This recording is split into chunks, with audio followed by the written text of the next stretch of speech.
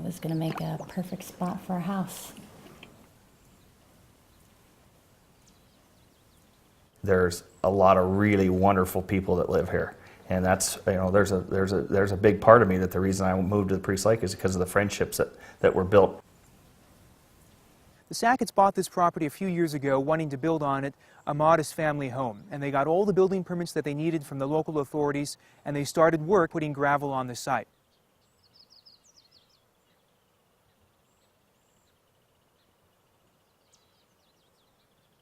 There's actually homes in front of ours, but what appealed to us is there is an easement for the secondary property owners to have access to the lake. And how we were going to position the house is the view would be, we would have a clear view of the lake, clear to the south end of Priest Lake.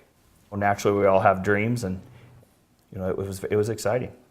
You're applying for a permit in Bonner County to build a house. Yeah, they give you a checklist, actually. A checklist, and it says, okay, sewer sign off where you're going to hook up to your building plans as your house plans. They have to see a schematic of that. Before the gentleman that we had purchased the property from had checked with the Corps of Engineers, and he said it was fine to build on. We were 90% done with getting ready to start putting footings when the EPA showed up and told us to quit working. The agency has argued that the Sacketts violated the Clean Water Act when they started to build their family home for themselves. There was 3 of them, and told whoever was running the piece of equipment at that point in time, we want you to stop, and we want to see your permits for filling in a wetland. And then the phone calls started. Them saying, you can't do anything, you need to stop immediately, you need to, where's your wetlands permit?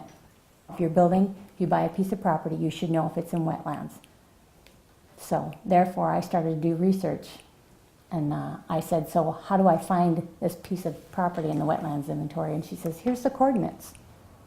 And when I actually pulled up the coordinates, it's not on there. The coordinates that she gave me for our piece of property was not on there. They did not give us anything in writing of what we did wrong. They just said, you're building in wetlands, you have to stop. Okay, prove to us that we're doing something wrong. And after 2 certified letters to the EPA, we finally got something in writing, 7 months later. I think they bullied us. I think they intimidated us. I think that's the tactics they used. You feel very small. You feel like you're the underdog. You feel, why would we even try and do this? How can we fight them? How do we move forward with our life? And then, we had an attorney at this time, Les Weatherhead, that, he explained to us, he said, this is a huge fight you guys are taking on. He goes, and it's going to be very costly, and you will probably not win. They're the government.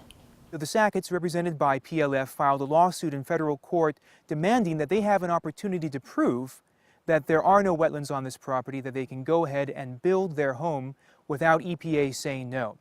If we don't fight, we're looking at a lot of fines, and they're going to, they want us to put the property back the way it was, fence it, pay them penalties, and they're threatening you with $30,000 or whatever that number is a day, and all that stuff is weighs on you. It's like, well, how do we get out of this?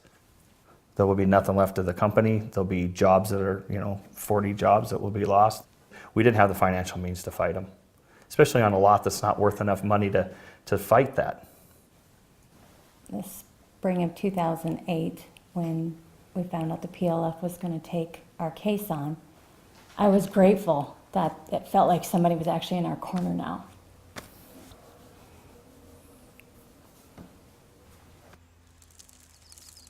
My phone rang, and I knew who it was by the phone number, and I answered the phone, and it was Damien, and I could tell by his tone of voice as soon as he said hello to me. He says they're going to hear our case in the Supreme Court.